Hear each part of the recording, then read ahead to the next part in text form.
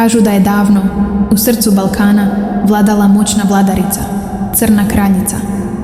Nitko nije znao njezino pravo ime. Legenda kaže da je bila prekrasna, ali i strašna. S očima koje su svjetlile poput žara i crnim plaštom dugim do zemlje. Vladala je tvrđavama na vrhovima planina, uvijek skrivenim u magli i olujama. Kažu da se pojavljivala samo noću, jašući crnog konja kroz šume i klance. A za njom ostajao je samo trag vjetra i tišine.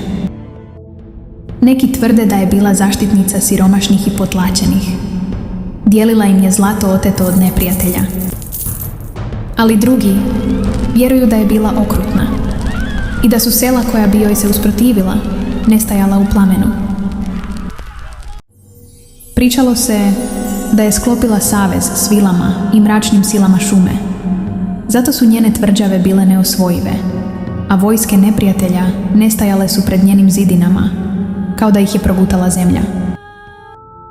Ali ono što je doticalo maštu ljudi, bilo je njezino blago. Tko god je krenuo u potragu, nikada se nije vratio, jer mnogi vjeruju da blago i danas čuva sama Crna kraljica. I danas stari zidovi i ruševine u planinama šapuću o njoj. Kažu da kad oluja prekrije nebo i vjetar zavija kroz šumu, može se čuti topot njezinog konja i šum crnog plašta. Nitko ne zna je li bila stvarna ili samo plod straha i mašte, ali legenda živi i dalje. A možda negdje u tami blago još uvijek čeka onoga tko se usudi potražiti ga.